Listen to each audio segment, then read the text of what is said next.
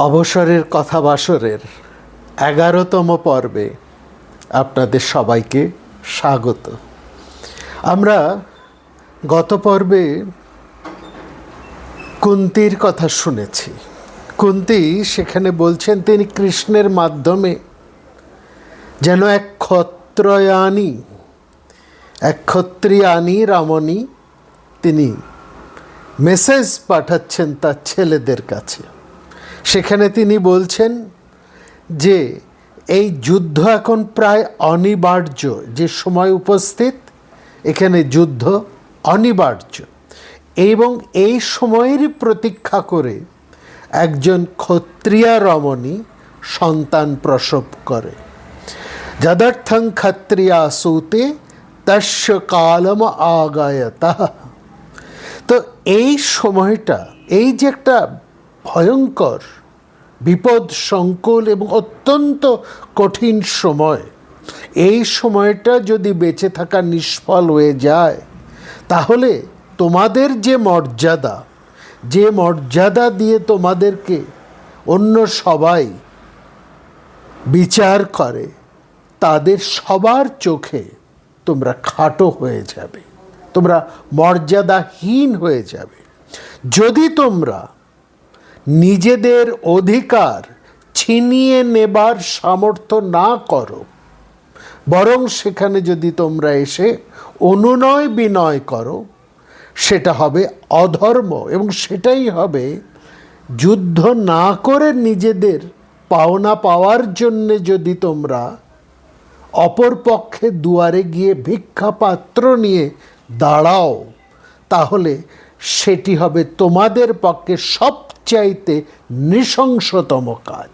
লক্ষ্য করুন, একজন ক্ষত্রিয়া রমণী যুদ্ধটাকে কোন দৃষ্টিকোণ থেকে দেখছেন। এটা ঠিক, যুদ্ধ নৃশংস ব্যাপার, বহু প্রাণ, ধন সম্পত্তি, সভ্যতা নষ্ট হয়ে যায়, কিন্তু যেখানে সঠিক অধিকারের, ন্যায্য অধিকারের প্রশ্ন আসে, এবং সেখানে যখন অন্য পক্ষ নানা অজুহাতে তাকে বারবার তার ন্যায্য প্রাপ্তি থেকে ঠেলে রাখে, সেই ক্ষেত্রে একজন ক্ষত্রিয় পুরুষ কি করবে?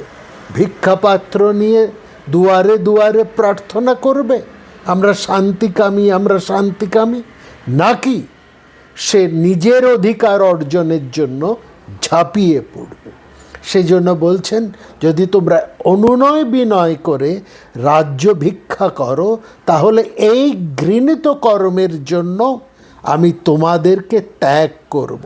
নৃশংসেন চবো যুক্তং স্তজ্জয়ে শাশ্বতী সমাহ। এবং এখানে কথাটা বলছেন শাশ্বতী, অর্থাৎ ক্ষত্রদের কাছে এটাই শাশ্বত ধর্ম। নিজেদের অধিকার, নিজেদের প্রাপ্য, সঠিক যেটা ধর্মত, অধর্মত নয়, যা ধর্মত নিজেদের ন্যায্য প্রাপ্তি, তার জন্য যুদ্ধ করা। কারণ সেক্ষেত্রেই একজন ক্ষত্র পুরুষের আত্মদানই তার পক্ষে যথেষ্ট সম্মানীয়। এবং সেই জন্য কুন্তি এই ধরনের শান্তি, বারংবার যে শান্তি বিঘ্নিত হচ্ছে অন্যের দ্বারা, সেই শান্তিকে তিনি আর কোনোভাবেই কামনা করেন না। এই জায়গাটা বুঝতে হবে।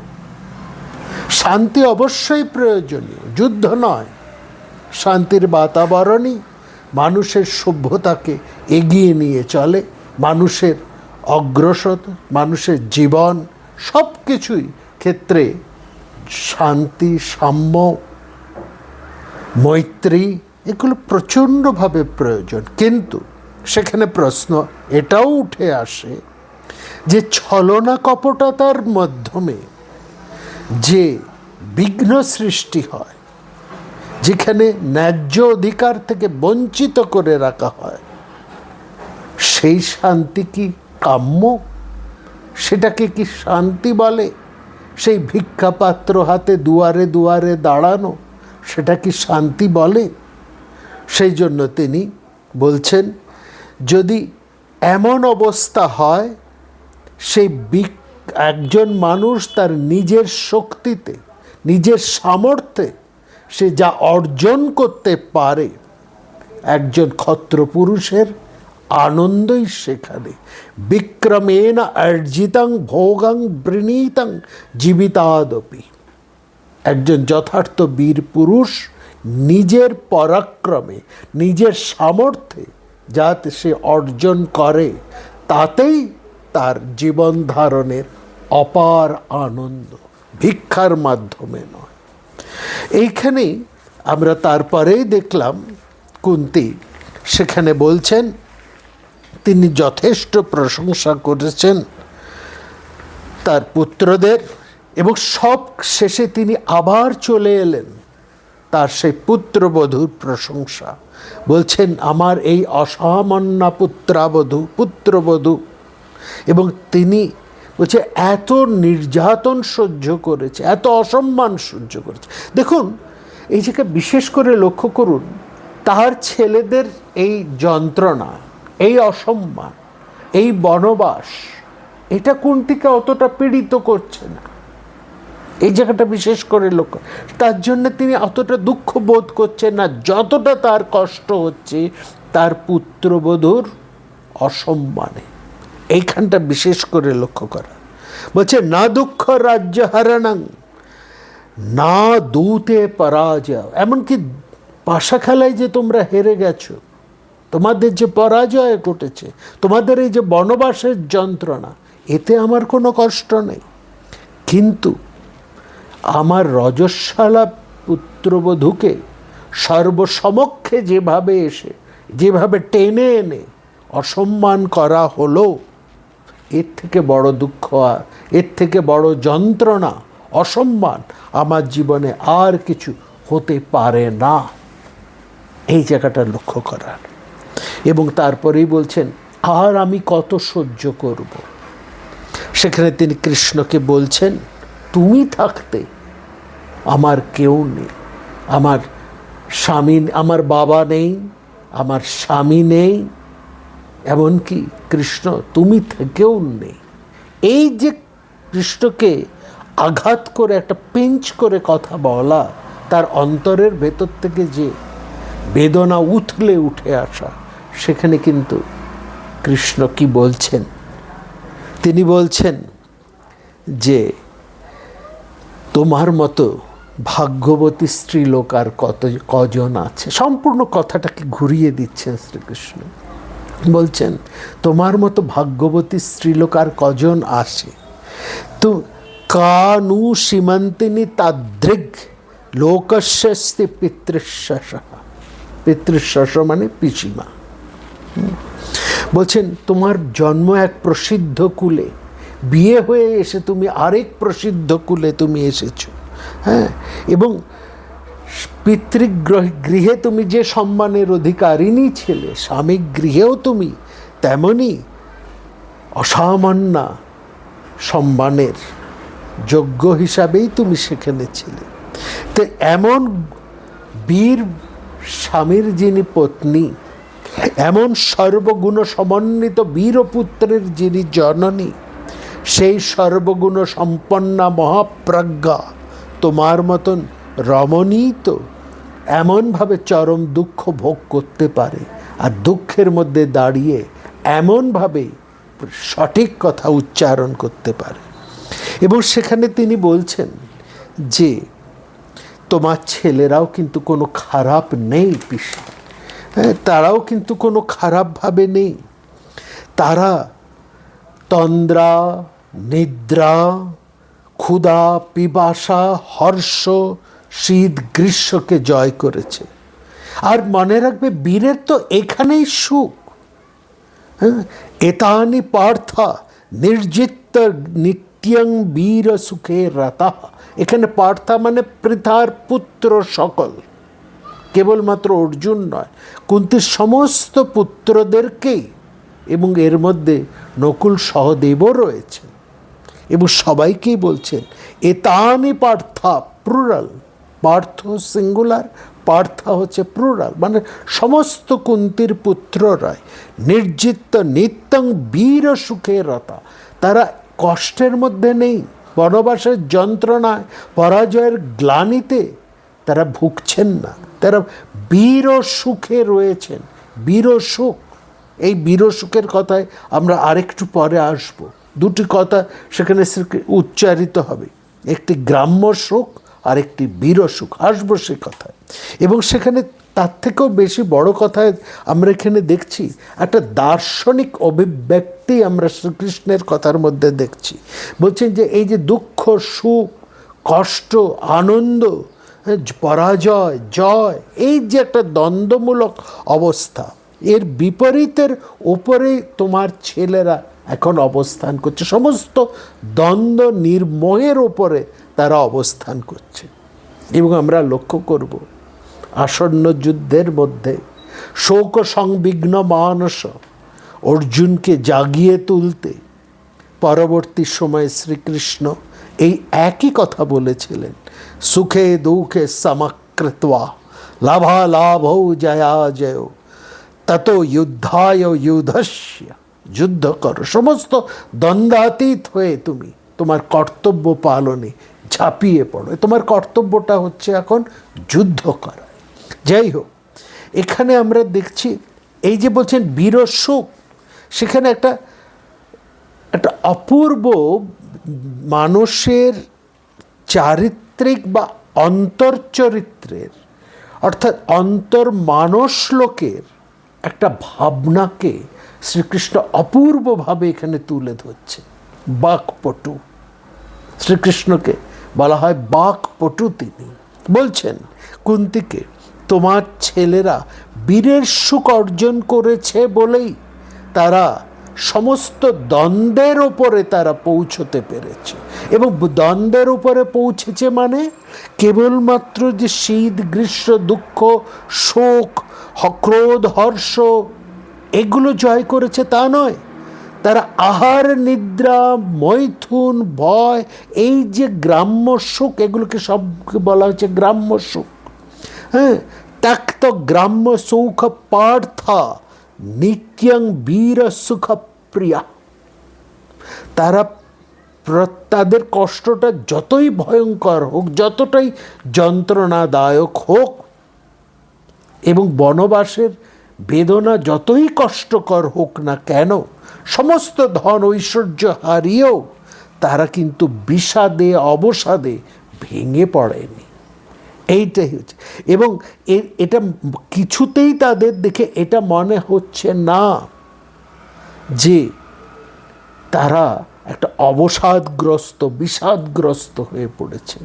এবং এই যেখানে যে গ্রাম্য সুখ আর বীর সুখ, এই দুটোর কথার অর্থ হচ্ছে যারা বুদ্ধিমান, যারা ধীমান, যারা শক্তিমান।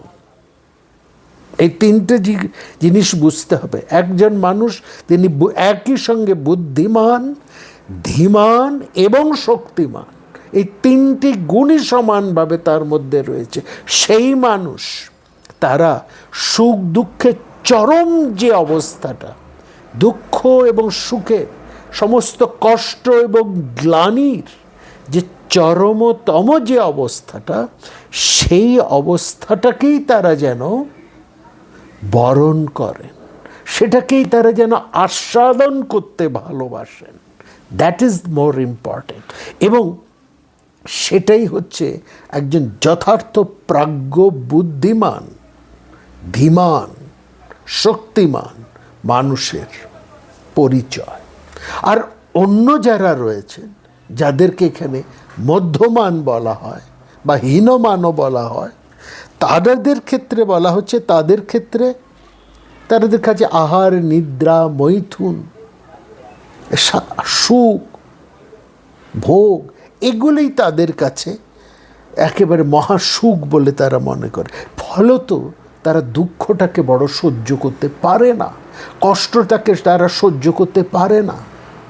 সামান্য যন্ত্রণায়, সামান্য অপ্রাপ্তিতেই তারা ভেঙে পড়ে। এটা তো আমরা দেখেছি। সংসারের সেই মানুষ সমস্ত সমস্ত বিপরীতের মুখে তারা দাঁড়িয়ে নিজেদের অধিকারকে তারা অর্জন করে, ছিনিয়ে নেয়। তারা বিপদে কষ্টে তারা কিন্তু কখনোই মুহ্যমান হয় না, অবসাদগ্রস্ত হয় না। এবং এইটাই বলেছে, ত্যক্ত গ্রাম্য সুখ পার্থ নিত্যং বীর সুখ প্রিয়া। এই হচ্ছে কথাটার অর্থ এখানে। এদের অর্থাৎ যারা শক্তিমান, যারা ধীর, যারা বীর, যারা ধীমান, তারা চরম অবস্থাটাকেই যেন পছন্দ করেন।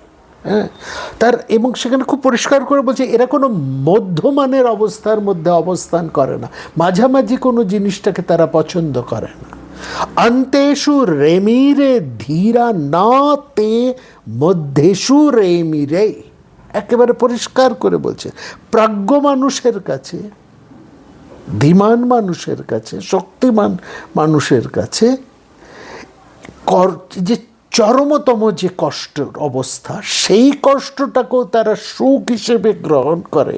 সেই কষ্টটার মধ্যে দিয়েই তারা তাদের অধিকারটাকে ছিনিয়ে নেয়, কষ্টটাকে তারা একটা সুযোগে রূপান্তর করে, সমস্ত বিপদকে তারা সম্পদে পরিবর্তন করে না।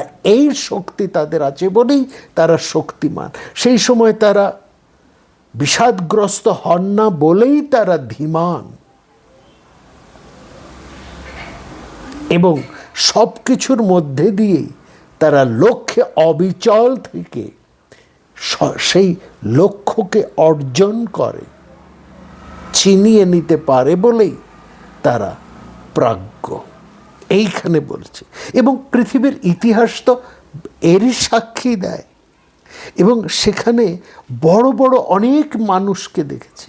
আগেকার দিকে রাজা মহারাজাদের ক্ষেত্রে আমরা দেখেছি তাদের রাজত্ব হারিয়ে গেছে, তা নষ্ট হয়ে গেছে, তারা কিন্তু ভ্রষ্ট হননি। তারা লক্ষ্যে অবিচল থেকে রাজ্যকে পুনরুদ্ধার করেছেন। আবার জীবনে অনেক কষ্ট এসেছে, অনেক বিপদ, অনেক যন্ত্রণা এসেছে, মানুষ সেখান থেকে ঘুরে দাঁড়িয়ে আবার সেই নিজের অবস্থানে পৌঁছে গেছে। এই যে চরম কষ্টটাকে বরণ করার মধ্যে যে একটা আস্বাদ, সেটাকে তারা তাড়িয়ে তাড়িয়ে উপভোগ করেন। এবং সেখানেই আমরা দেখেছি এটাই হচ্ছে যেন জীবনের একটা সবচাইতে বড় দার্শনিক দিক। হ্যাঁ, এবং যে কোনো বড় মানুষের জীবনকেই দেখুন, তারা শৈশবে হয়তো পরিত্যক্ত হয়েছেন, নির্বাসিত হয়েছেন, বনবাসে তাদেরকে পাঠানো হয়েছে, রাজলক্ষ্মীর ভোগ সুখ ছেড়ে তারা কৃচ্ছতর জীবনকে স্বেচ্ছায় তারা বরণ করে নিয়েছেন, তাই না? এবং সমস্ত মহান মানুষদের জীবনের মধ্যেই তো এই রয়েছে, স্বেচ্ছায় দুঃখ বরণ, একটা তপস্যা এবং কৃচ্ছতা জীবনকে বরণ। কারণ তারা জানতেন অল্পে সুখ নেই, সুখ রয়েছে সেই বৃহতের মধ্যে, ভূমার মধ্যে, নাল্পে সুখমস্তি। আসলে এই জায়গাটাই যদি আমরা দেখি, এই মণি ভৌমিকের কথা আপনারা সবাই জানেন। সেই মণি ভৌমিকের একটা ইন্টারভিউ আমরা শুনছিলাম। তিনি সেখানে বলছেন, আজকের এই বিলাসবহুল জীবনের মধ্যে যেখানে আমি সমস্ত রকম ভোগ সুখের উপাদান আপনারা আমার কাছে পৌঁছে দিচ্ছেন, এনে দিচ্ছেন, এত অর্থ, এত বিলাসের মধ্যেও, এত সুন্দর সমস্ত ব্যবস্থাপনার মধ্যেও আমি মনে করি সেই দিনটির কথা, সেই আমার শৈশবের কথা, সেই দারিদ্র্যের কথা, যখন আমাকে মা এক বাটি সেই ভাত আমার মুখে নুন লেবু দিয়ে মেখে, কোনো তরকারি নেই, অন্য কিছু নেই, একটা পান্তা ভাত কেবল নুন লেবু দিয়ে মেখে খাইয়ে দিয়েছে, আর তাই খেয়ে আমরা ভাই সবাই পড়তে গেছি বহু দূর হেঁটে, ধুলো কাদার মধ্যে দিয়ে, না ছিল জামা কাপড়, না ছিল পরনের জুতো। সেইটাকেই আমি সবচাইতে সুখের জীবন বলে মনে করি আজকে। আসলে এই যে শৈশবের যে চরম কষ্ট, সেটাই তাদের কাছে একটা চরমতম, অন্যতম চরম সুখের বিলাস বলে মনে হয় একজন প্রতিষ্ঠিত একজন সেই মানুষের কাছে, যিনি নিজের জীবনে কষ্টের মধ্যে দিয়ে, যন্ত্রণার মধ্যে দিয়ে অর্জন করতে পেরেছেন, প্রতিষ্ঠিত হতে পেরেছেন। এই প্রতিষ্ঠার অন্তরালে যে বেদনা থাকে, সেই বেদনাটাকে তারা তাড়িয়ে তাড়িয়ে উপভোগ করে। এবং তারপরে আমরা দেখছি কুন্তির কাছ থেকে বিদায় নিয়ে কৃষ্ণ উপস্থিত হয়েছেন দুর্যোধনের কাছে। দুর্যোধনের 7 মহলা বাড়িতে তিনি উপস্থিত হয়েছেন শ্রীকৃষ্ণ আসা মাত্রই, এবং শ্রীকৃষ্ণ ঢুকে দেখলেন সেখানে দুর্যোধন রয়েছেন, আর তার চারদিকে তার সেই অনুচর কর্ণ, শকুনি, এরা সব রয়েছে, দুঃশাসন, তারা সব রয়েছে। যাই হোক, কৃষ্ণ উপস্থিত হওয়া মাত্রই তাকে একটা সর্বতোভদ্র আসন এগিয়ে দিলেন রাজা, এবং তারপরে দুর্যোধন তাকে বললেন, আপনি এসেছেন, খুব ভালো হয়েছে, আপনি দুপুরে আজকে আমাদের এখানে খেয়ে যাবেন। হ্যাঁ, কিন্তু কৃষ্ণ কিছুতেই খেতে রাজি হলেন না। দুর্যোধন এবার বললেন যে দেখো, দুর্যোধন একটা অভিযোগই তিনি যেন করছেন, তিনি অভিযোগ করছেন যে তুমি আমাদের আতিথেয়তা কেন স্বীকার করছো না, সেটা বলো।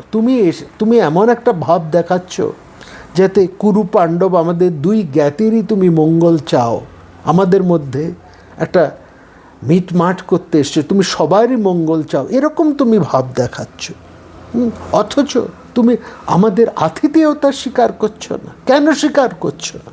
লক্ষ্য করুন, দুর্যোধনের মেয়ে লক্ষণার সাথে শ্রীকৃষ্ণের পুত্র শাম্বের বিয়ে হয়েছিল। সেদিক হতে দুর্যোধনের সাথে শ্রীকৃষ্ণের একটা সরাসরি রিলেশন, একটা সম্পর্ক রয়েছে, আত্মীয়তার সম্পর্ক রয়েছে, ডাইরেক্ট রিলেশন যাকে আমরা বলি। কিন্তু এখানে শ্রীকৃষ্ণ এসেছেন আত্মীয় হিসেবে নয়, তিনি এসেছেন দূত হিসেবে। অতএব একজন প্রখর কূটনীতি বুদ্ধিসম্পন্ন বা কূটবুদ্ধি সম্পন্ন দূতের যা করা উচিত শ্রীকৃষ্ণ তাই করছেন। এবং শ্রীকৃষ্ণ দুর্যোধনের কথা শুনে বলছেন, শোনো দুর্যোধন, দূত যে কাজটা করতে আসে, সেই কাজটায় যখন সে সফলতা লাভ করে তখনই সে অন্ন গ্রহণ করে, অতিথি ও সৎকারগুলো তখনই সে গ্রহণ করতে পারে খোলা মনে। দুর্যোধন বলছে, কি বলছো কৃষ্ণ, তুমি কৃতকার্য হও বা অকৃতকার্য হও তাতে কি, তুমি তো আমাদের ইচ্ছেটাই স্বীকার করছো না, আমাদের আতিথ্যটাও স্বীকার করছো না। তাছাড়া তোমার সাথে তো ব্যক্তিগত স্তরে আমার কোনো শত্রুতা নেই। তাহলে কৃষ্ণ বললেন, কথাটা বোধহয় তুমি ঠিক বললে না দুর্যোধন। একজন মানুষের সাথে আরেকজন মানুষের সম্প্রীতি থাকলে তবেই সেখানে একজন মানুষ অন্ন গ্রহণ করতে পারে। ভালো করে লক্ষ্য করুন, একজন মানুষের সাথে আরেকজন মানুষের যদি সম্প্রীতি থাকে তাহলেই একজন অন্যজনের বাড়িতে অন্ন গ্রহণ করতে পারে। এবং আরেকটা ক্ষেত্রে মানুষ অন্যের বাড়িতে অন্ন গ্রহণ করতে পারে বিপদে পড়লে। এই দুটি ক্ষেত্র ছাড়া একজন মানুষ অন্যজনের বাড়িতে সাধারণত অন্ন গ্রহণ করতে পারে না। আর তাছাড়া দুর্যোধন, তুমি মুখে যাই বলো না কেন, তুমি আমার উপর মোটেও খুশি নও, তুমি আমাকে পছন্দও করো না, আমার কথা তুমি শুনতেও চাও না, আর আমিও বিপদে পড়িনি। সুতরাং এখানে তিনি পরিষ্কার বলছেন যে যে পাণ্ডবদের হয়ে আমি প্রাণের অধিক বলে মনে করি, যাদের দূত হিসেবে আমি তোমার কাছে এসেছি, সেখানে পাণ্ডবদের হিতৈষী হয়ে আমি তোমার ঘরে কি করে অন্ন গ্রহণ করি? তো পাণ্ডবরা তোমার ভাই দুর্যোধন, তারা তোমার জ্ঞাতি। তুমি জন্মাবধি তাদের সাথে বিবাদ বিসম্বাদ করে চলেছ। জ্ঞাতি বলেও তাদের প্রতি তোমার কোনো মাত্র সৌজন্য বোধ এতটুকু নেই। তাদেরকে তুমি এতটুকু শ্রদ্ধাও করো না, সম্মানও করো না, তাদের প্রতি তুমি কোনো রকম অনুগ্রহ দেখাও না। সুতরাং যারা আমার কাছের মানুষ, তাদের প্রতি যার বিদ্বেষ আছে, সেখানে আমি প্রীতি ভোজে যোগ দিই কী করে? আর তুমি যে আমাকে খাওয়াতে চাইছো, এত এত যে আমাকে ওর আদর যত্ন করতে চাইছো, এর পেছনে নিশ্চয়ই কোনো অভিসন্ধি আছে। আর এই দুরভিসন্ধি যেখানে থাকে, সেখানে তো আর কোনো সম্পর্ক হতে পারে না। কথাটা বলেই শ্রীকৃষ্ণ দুর্যোধনের বাড়ি ছেড়ে চলে এলেন বিদুরের কাছে। এই কথাটা কুরুবৃদ্ধদের কানে যেতেই তারা সবাই ছুটলেন কৃষ্ণের কাছে, বিদুরের বাড়িতে এসে উপস্থিত হলেন। শ্রীকৃষ্ণ তাদের অনেক বুঝিয়ে সম্মান দিয়ে তিনি তাদেরকে ফিরে গেলেন, কিন্তু কুরু পরিবারের নিমন্ত্রণ তিনি স্বীকার করলেন না। এখানে শ্রীকৃষ্ণ পরিষ্কার একটা বার্তা দিলেন কুরুদের। সেটা হচ্ছে দুপক্ষের হিতের জন্যেই তিনি এসেছেন, এবং সেটা কেবল কোনোভাবেই পাণ্ডবদের হিতের মূল্যের বিনিময়ে নয়।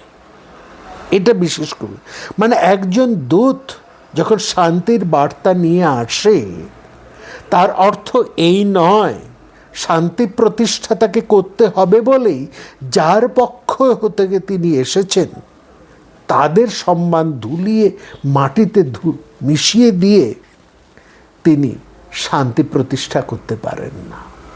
এটাই তো হচ্ছে পররাষ্ট্র নীতি হওয়া উচিত যে কোনো দেশের। যখন কোনো দেশের সার্বভৌমত্বের প্রতি যে কোনো শক্তিমান দেশই আঙুল তোলে, তখন আত্মসম্মান যাদের আছে এমন একজন দেশ বা সেই দেশের নায়ক, সেই রাষ্ট্রনায়ক, তার কি করা উচিত? সঙ্গে সঙ্গে প্রতিবাদ করা উচিত যে আমাদের সার্বভৌমত্ব রক্ষা করব আমরা, সেটা রক্ষা করতে আমরা সম্পূর্ণ সচেষ্ট। এখানে দ্বিতীয় কারো নাসিকা প্রবেশের কোনো মাত্র জায়গা হতে পারে না। কাউকেই সেখানে কোনো বড় কথা দিতে পারেন না। এবং এটাই আমরা দেখেছি সমস্ত দেশের ইদানিংকালেরও শ্রেষ্ঠ যারা নায়ক, রাষ্ট্রনায়ক, তারা কিন্তু নিজেদের দেশের সার্বভৌমত্বের সম্মানকে এমনভাবে ধুলায় লুটিয়ে দিতে কখনো পারেন না, বা কোনোদিন সেটা তারা করেনও নি। ভারতবর্ষের পুরনো ইতিহাস আপনারা যদি দেখেন, আধুনিক অথচ কিছু পুরনো ইতিহাসকে আপনারা যদি দেখেন, এই সত্যই আপনারা সেখানে দেখবেন ভারতবর্ষের সার্বভৌমত্বের বিনিময়ে তারা কখনোই কোনো বড় শক্তির চোখ রাঙানিকে তারা পরোয়া করেননি। এবং সেখানেই তিনি বলছেন, কৃষ্ণ একথাই দুর্যোধনকে বুঝিয়ে বলছেন, দুর্যোধন যে বিনা কারণে পাণ্ডবদের সাথে শত্রুতা করে চলেছে, এটা কোনোভাবেই সঙ্গত নয়, যুক্তিযুক্ত নয়। আকস্মাচ্চৈব পার্থানাং দেশানাং নোপপদ্যতে। এই শেষ বার্তাটাই সর্বকালের সর্বরাষ্ট্রনায়কের জন্যই বিশেষ জরুরি। মহাভারত আজ থেকে 5000 বছর আগে যে কথা উচ্চারণ করেছেন, আজকের দিনেও সেটা সত্য। এই কথা বলবার হিম্মত যে রাষ্ট্রনায়কের থাকে, তিনিই দেশনায়ক, তাকেই দেশনায়ক পদে বরণ করা হয়। আর যার এই ক্ষমতা থাকে না, যে অন্যের ধমকানি চমকানির কাছে নতজানু হয়ে পড়েন, তার যতই বুকের পাটা থাকুক না কেন, তাকে কখনোই দেশনায়কের স্থানে দেশের মানুষ বরণ করে না, এটা বুঝতে হবে। এবং সেক্ষেত্রেই তিনি এই কথাটা খুব পরিষ্কার করে বলছেন, যারা সৎ, যারা ন্যায্য অধিকারের জন্য লড়াই করছে, যাদের মধ্যে সর্বপ্রকার গুণ রয়েছেন, যারা অন্যায় করেন না, তাদের হিতের পক্ষেই তিনি দাঁড়িয়েছেন। এবং সেখানে শত্রুপক্ষের সমস্ত অন্যায়কে ভুলে গিয়ে তিনি যে পক্ষভুক্ত হয়ে দৈত্যকর্ম করতে এসেছেন তাদেরকে বৈরাগ্য বিদ্যার উপদেশ দেবেন, এমন পাত্র শ্রীকৃষ্ণ নন। এমন অন্যায্য শান্তি তিনি চানই না। সেই জন্যই তিনি প্রকাশ্যে ঘোষণা করছেন, শান্তির বার্তা কোনো ক্ষেত্রেই কখনোই পক্ষপাতহীন, অরাজনৈতিক বলে গণ্য করা যায় না। এটা কোনো মৌখিক আড়ম্বর নয়। রাজনৈতিক পক্ষপাত নিশ্চয়ই শ্রীকৃষ্ণের আছে পাণ্ডবদের প্রতি, এবং শান্তি চাইতে গেলে পাণ্ডবদের প্রয়োজন মিটিয়েই দুর্যোধনকে শান্তির আবেদন করতে হবে, এবং সেটাই তাকে করতে হবে, না পাণ্ডবদের নয়।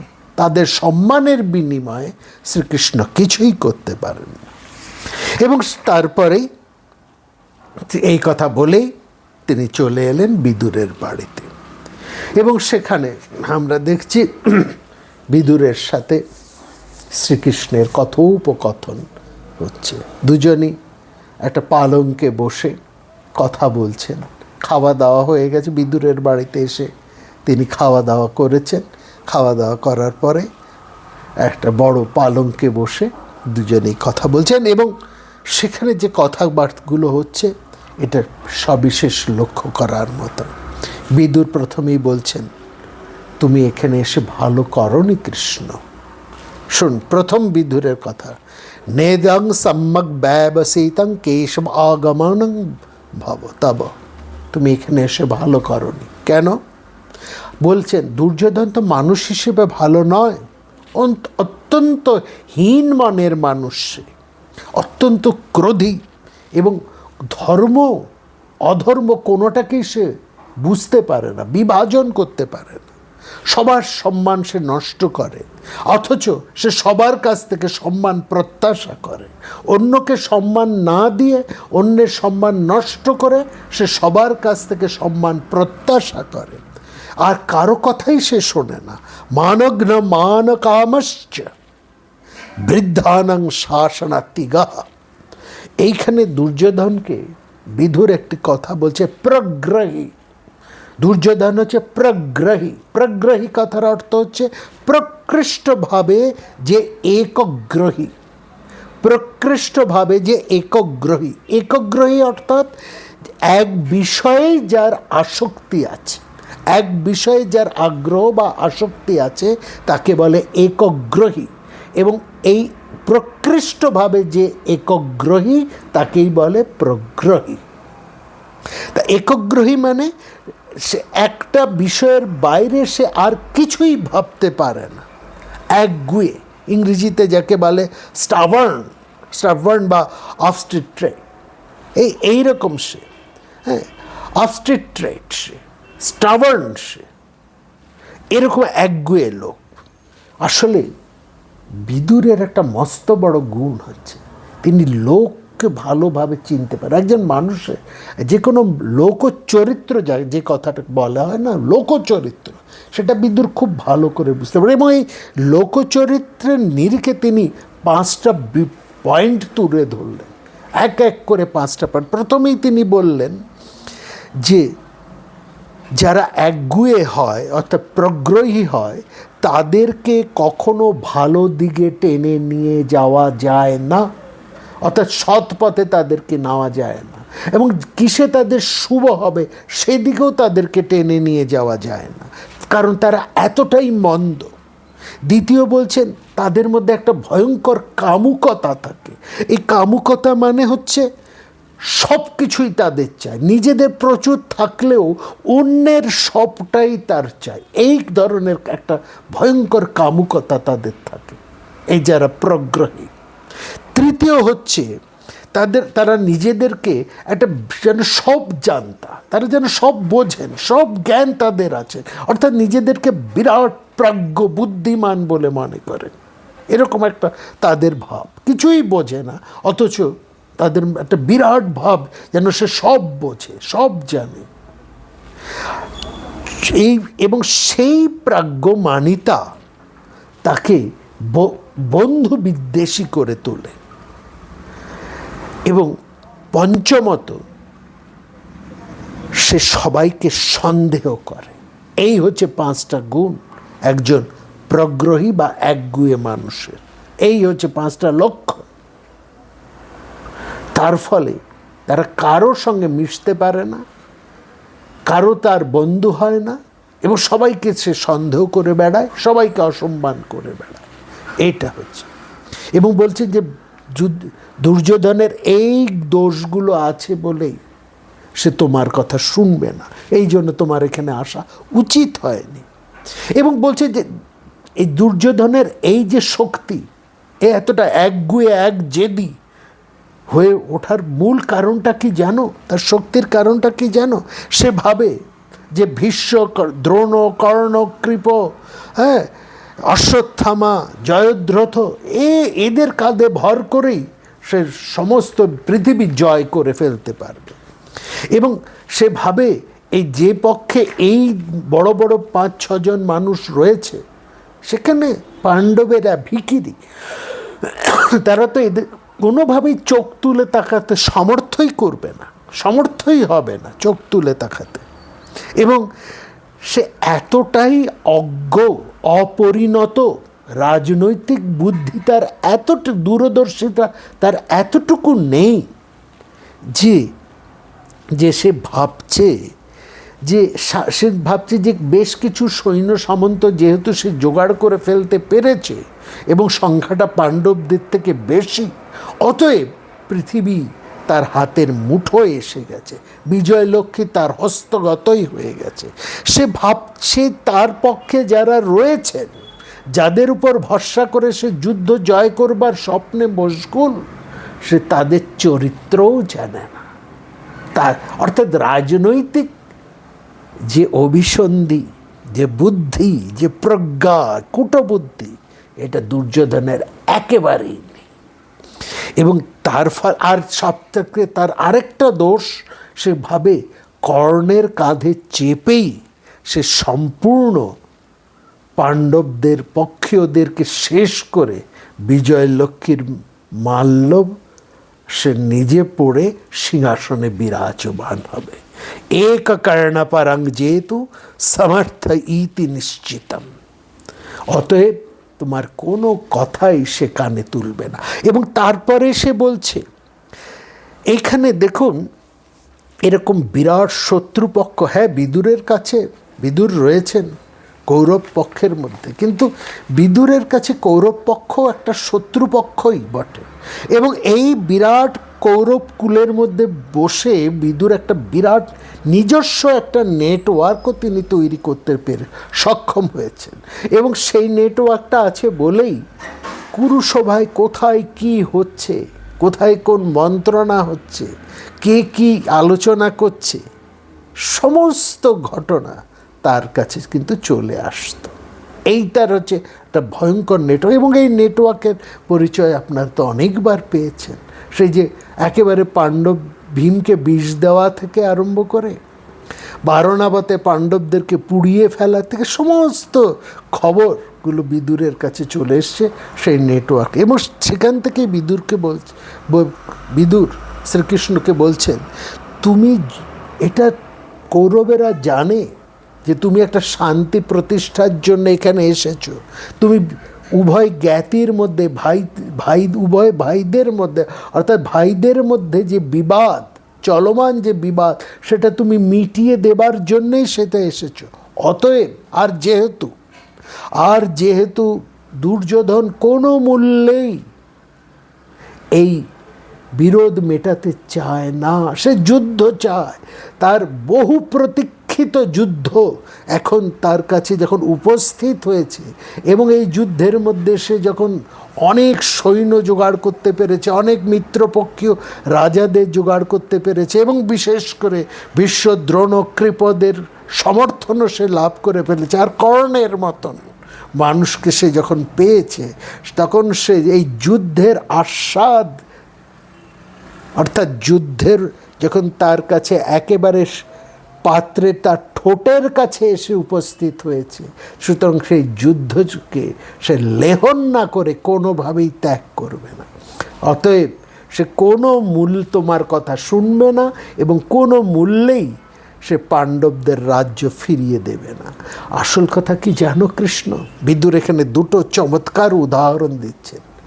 বলছেন একজন বধিরের কাছে, কালা মানে যে কানে শোনে না, বধির, তার কাছে বসে গায়ক যত জোরেই গান করুক না কেন, তা যেমন বধিরের কানে প্রবেশ করে না, তেমনি তোমার কোনো কথার মূল্য থাকবে না দুর্যোধনের কাছে। না তত্র প্রলেপত প্রজ্ঞ বধিরেব গায়না।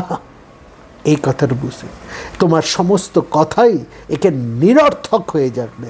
তস্মিন নিরর্থকং বাক্য মুক্তং সম্পৎসতে তব।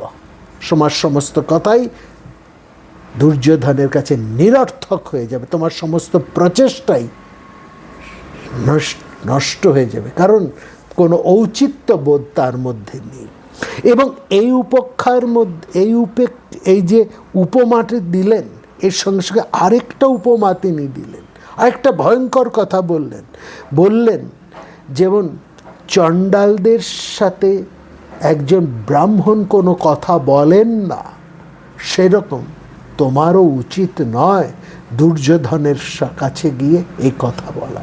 এখানে এই যে চণ্ডাল, ব্রাহ্মণ বা বধির, এটা কোনোভাবেই বধির বা যাদের এই শারীরিক ত্রুটি আছে তাদেরকে অসম্মান করা নয়, বা চণ্ডাল যে শ্রেণী আছে তাদেরকে একটা অন্য কোনোভাবে অসম্মান করে কথা বলার এটা উদ্দেশ্য নয় বিদুরের। তিনি এখানে উপমাটা দিচ্ছেন এই জায়গায় প্রয়োগ করে, যে যেখানে একটা শান্তির বার্তাকে যারা অর্থহীন মূর্খতার মধ্যে সন্নিবিষ্ট করবে, তাদের কাছে তোমার সমস্ত যুক্তি, সমস্ত প্রচেষ্টা, সমস্ত আন্তরিকতাই সেখানে নষ্ট হয়ে যাবে। আর চণ্ডালদের উদাহরণ এটাই। চণ্ডাল অর্থে এখানে ওই কাজ যারা করে তা না, চণ্ডাল বৃত্তির কথা এখানে তোলা হয়েছে। চণ্ডাল বৃত্তির মানে যে ক্ষেত্রে আমরা বলি চণ্ডালের সমান রাগ, চণ্ডালের সমান ক্রোধ যাদেরকে বলে, অর্থাৎ যারা কোনো কথা বুঝতে চায় না, একগুয়ে, ওই যে একগুয়ে শব্দটা এসছে, এটাও এই ভয়ঙ্কর চণ্ডালীয় ক্রোধ তাদের। এদের ক্রোধ উঠলে তাদের হিতাহিত জ্ঞান কিছু থাকে না, তারা কোনো কিছুই যুক্তি দিয়ে বুঝতে চায় না, সেটাকেই বলছে চণ্ডাল। এবং সেখানে ব্রাহ্মণ অর্থাৎ যারা জ্ঞানী, তারা কখনোই চণ্ডালদের সাথে কোনো আলাপ আলোচনায় তারা যায় না। এই অর্থে এখানে চণ্ডাল এবং ব্রাহ্মণের উপমা তুলে এনেছেন, অন্য কোনো কাউকে অসম্মান করার অর্থ বলে কিন্তু সেখানে করা হয়নি। এবং বলেই তিনি বলছেন, কৃষ্ণ তুমি যাই বলবে সবটাই বিফল হবে, বিফলে যাবে। এবং বলছে এই ধৃতরাষ্ট্রের ছেলেরা, তুমি তো জানো তারা অশিষ্ট, তারা মূর্খ, এবং যেখানে তারা অস্ত্রশস্ত্র এরকম মূর্খ, অশিষ্ট, বুদ্ধিহীন গোয়ার লোকের হাতে যদি ক্ষমতা এসে যায়, তারা কোনো হিতগান করে না। কতটা গুরুত্বপূর্ণ মারাত্মক কথা বলেছে একবার ভেবে দেখুন তো। যারা মূর্খ, অশিষ্ট, হিতজ্ঞানহীন, দুর্বুদ্ধি সম্পন্ন, চণ্ডালের মতন যাদের আচার আচরণ, তাদের হাতে যদি ক্ষমতা আসে, তারা কি ভয়ঙ্কর হয়ে উঠতে পারে সেটাই মনে করিয়ে দিচ্ছেন। এখানে বলছেন যে এরা কেমন জানো, বলছে অনুপাসিত বৃদ্ধতাশ্রিয় দর্পাচ্য মোহিত। এই যে অনুপাসিত বৃদ্ধ, এটা অর্থ হচ্ছে অনেক পড়াশুনো করেও, অনেক জ্ঞান লাভ করেও যাদের বুদ্ধি পরিশীলিত হয়নি, অনেক পড়াশুনো করেছেন, অনেক ডিগ্রি আছে, কিন্তু তাদের বুদ্ধি, মানসিক বুদ্ধিটা পরিশীলিত হয়নি, তাদেরকে তিরস্কার করে এই কথাটা বলা হয় অনুপাসিত বৃদ্ধ। বা অর্থাৎ তাদের বৃদ্ধ অর্থাৎ যারা গুরু স্থানে যারা রয়েছেন, যারা জ্ঞানী প্রজ্ঞানী, তাদের কাছ থেকে আসলে তারা কিন্তু কিছুই শেখেনি, অনেক ডিগ্রি ডিপ্লোমা লাভ করেছে, কিন্তু কাণ্ডজ্ঞান তাদের হয়নি। এইটাই হচ্ছে এবং এই ধরনের মানুষের কাছে বিনয়, অনুরোধ, ভালো কথা কোনোটারই কোনো দাম নেই।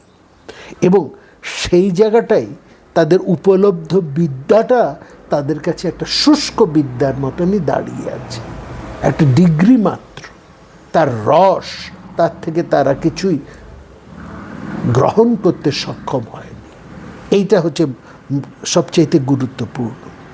এবং সেই জন্য বলছেন দুর্যোধনের মতন অনুপাসিত লোকের কাছে কৃষ্ণের বার্তা একেবারেই নিষ্ফলে যাবে। এবং সেখানে তিনি বলছেন যে এই সমস্ত কথার শেষেও কৃষ্ণ বলছেন, তুমি যা বললে আমি সবই জানি বিদুর, আমি সবটাই জানি। এবং এটা ঠিক, এই জায়গাটা ঠিক যে এমনটা নয় যে এই যুদ্ধটা কেবলমাত্র কুরু এবং পাণ্ডবদের ঘরোয়া বিবাদ, এটা নয়। যে যুদ্ধটা হতে চলেছে এটা কুরু পাণ্ডবদের মধ্যেই যে সীমাবদ্ধ থাকবে এটাও নয়। কৃষ্ণ এখানেই ভয় পাচ্ছেন, এটাই তিনি আশঙ্কা করছেন। বলছেন এই যুদ্ধ ভাবনাটা কেবলমাত্র কুরু আর পাণ্ডব এই পরিবার দ্বয়ের মধ্যে সীমাবদ্ধ থাকবে না।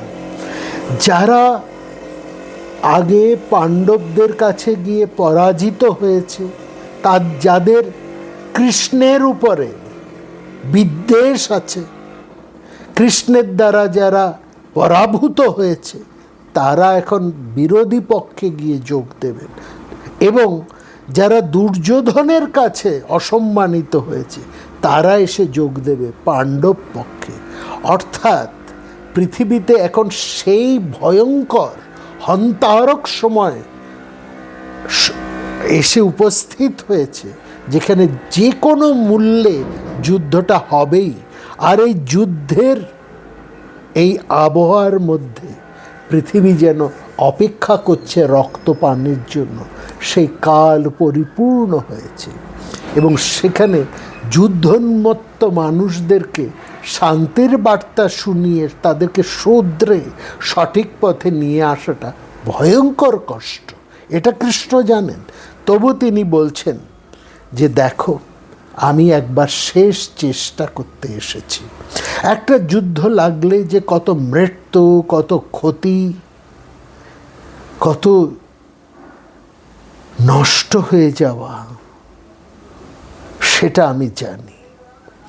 তবু একটা ভালো কাজ করার জন্য আপ্রাণ প্রচেষ্টা করার মধ্যে যে একটা শুভ আছে, একটা পুণ্য আছে, সেই পুণ্য কর্মটা, সেই শুভ এসনাটা, সেই শুভ বৃত্তিটাকে আমি ছাড়তে পারবো না। প্রাপ্ত ভবতি তৎপুণ্য। আর মানুষ যদি মনে করে যে সে অনেক পাপ কাজের কথা ভাবছে, এই অমুক করলে অমুকের ক্ষতি করা যায়, অমুক করে অমুক করা, এই ভাবনাটা সে শুধুমাত্র ভাবনার পর্যায়ে যদি সে রাখে, অথচ ভাবনা পর্যায়ে রেখে যদি সে কাজটা না করে, তাহলেও তার কাছে পাপের ফল আসে না। অর্থাৎ পাপের ফলটা আসে ওই কর্মভাবের মধ্যে দিয়ে, কর্ম সম্পাদনের মধ্যে দিয়ে। কাজটা তুমি কি করছো, অতএব হবে না জেনেও আমাকে প্রচেষ্টাটা করতেই হবে, চেষ্টাটা আমাকে করতেই হবে। আর হাজার ব্যর্থ হলেও আমি দুর্যোধনের সেই প্রয়াসটাকে সেই ভয়ঙ্কর প্রয়াসটাকে যদি আমি একবার স্তব্ধ করে দিতে পারি, তার থেকে বড় পুণ্যকর্ম আর কিছু হয় না। এবং তারপরে তিনি বললেন, আমি জানি কর্ণ দুর্যোধন মিলেই এই যুদ্ধটাকে ডেকে নিয়ে এসেছে। এখানে ধৃতরাষ্ট্রের অন্ধত্ব সমানভাবে দায়ী। তবু এই চেষ্টা আমাকে করতেই হবে, এই চেষ্টা আমাকে করতেই হবে, কারণ আমি সবার মঙ্গল চাই। পাণ্ডবদের যেমন মঙ্গল চাই, তেমনি আমি ধৃতরাষ্ট্র এবং ধাত্রারাষ্ট্রদের সবার আমি মঙ্গল চাই। এবং বিপদে পড়লে, মানুষ বিপদে পড়লে যদি অনুনয় বিনয় করে, বুঝিয়ে সুঝিয়ে, জোর করেও যদি তাদেরকে আটকানো যায়, সেটাই মঙ্গল। আর সেটা যদি না করা হয়, সেটাই তো নৃশংসতা। অর্থাৎ যেমন করে হোক সেটা থেকে যদি আমি থামাতে পারি, সেটাই মঙ্গল। আর আমি যদি সেখানে এই প্রচেষ্টাটা না করি, চুপ করে থাকি, সেটাই হচ্ছে নৃশংসতা। আমি যেহেতু মধ্যস্থতা করতে এসেছি এবং একটা পরিবারগত বংশগত আত্মীয়তা আমাদের সবার মধ্যে সেটা রয়েছে, সেখানে আমাকে এই শান্তির বার্তাটা দিতেই হবে, এই চেষ্টাটা আমাকে করতেই হবে। না হলে পরবর্তীকালে এ কথা নিন্দুকেরা বলবে যে কৃষ্ণের ক্ষমতা থাকা সত্ত্বেও তিনি এই বিষয়ে প্রচেষ্টা করেননি, আন্তরিকভাবে তিনি যুদ্ধটা বন্ধ করতে চাননি। শক্ত নাবরত কৃষ্ণ সংরাধন কুরু পাণ্ডবান, এই কথাটা মনে রাখবেন। কৃষ্ণ কিন্তু এটা জানতেন এবং তিনি এই কথাটা উচ্চারণ করেছেন। তার গুরুত্বটা এখানে কোথায়, কোন এই উভয় যুযুধান পক্ষের মাঝখানে দাঁড়িয়ে তার ভূমিকাটা কোথায়, সেটা তিনি জানেন। এবং সেই জন্যই তিনি বলছেন যে এই যুদ্ধটা বন্ধ করার চেষ্টাটা আমাকে করতেই হবে, যে কোনো মূল্যে সেটা আমাকে করতে হবে। যদি আমি না করি, তাহলে এই নিন্দা হবে, এই অপবাদ আমাকে দেওয়া হবে যে কৃষ্ণের ক্ষমতা থাকা সত্ত্বেও সে আন্তরিকভাবে যুদ্ধ বন্ধ করার জন্য চেষ্টা করেনি। সক্ত নাবারায়ত কৃষ্ণ সংরধ্যান কুরু পাণ্ডবান। পরবর্তীকালে আমরা জানি অনেক আলোচক, অনেক মহাভারতের আলোচক কৃষ্ণের সম্পর্কে বলেছেন, কৃষ্ণকে যুদ্ধের জন্য সরাসরি কৃষ্ণকেও দায়ী করে বসেছেন এবং তারা বলেছেন কৃষ্ণ এই যুদ্ধ বন্ধের ব্যাপারে কোনো রকম চেষ্টাই করেনি। তিনিই নাকি এই যুদ্ধটা হোক, তিনি এটা চেয়েছেন। তিনি যে নাকি এমনও বলেছেন, একেবারে দার্শনিক ইয়েতে দাঁড় করিয়ে বলছেন তিনি কাল, মহাকাল, তিনি সংহার করতে এসেছে, এরকম ইত্যাদি ইত্যাদি অনেক কথা বলেছেন। তারা এই মহাভারতের এই জায়গাটাকে তারা কিভাবে চোখ এড়িয়ে যান, সেটা আমরা বুঝতে পারি না। সেখানে কৃষ্ণ বলছেন, আমি আন্তরিকভাবে কৌরবদেরকে বোঝানোর চেষ্টা করব, আমি ধৃতরাষ্ট্রকে বোঝানোর চেষ্টা করব, আমি ভীষ্মকে, দ্রোণাচার্যকে, কৃপাচার্যকে এবং অবশ্যই দুর্যোধন এবং তার সাঙ্গপাঙ্গদের।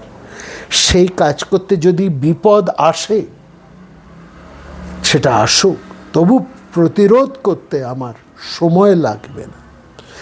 এবং সিংহের সেখানে তিনি বলছেন, চমৎকার কথা উচ্চারণ করছেন যে একটা সিংহের সামনে দাঁড়িয়ে থাকার সাহস যেমন অন্য কোনো পশু পায় না, তেমনি এই দুর্বৃত্ত কুরুর সন্তানেরা, তারা যতই ভয়ঙ্কর হোক না কেন, যতই তারা নিকৃষ্ট হোক না কেন, শাসনের অযোগ্য হোক না কেন, আমার সামনেও তারা কিন্তু দাঁড়াতে পারবে না।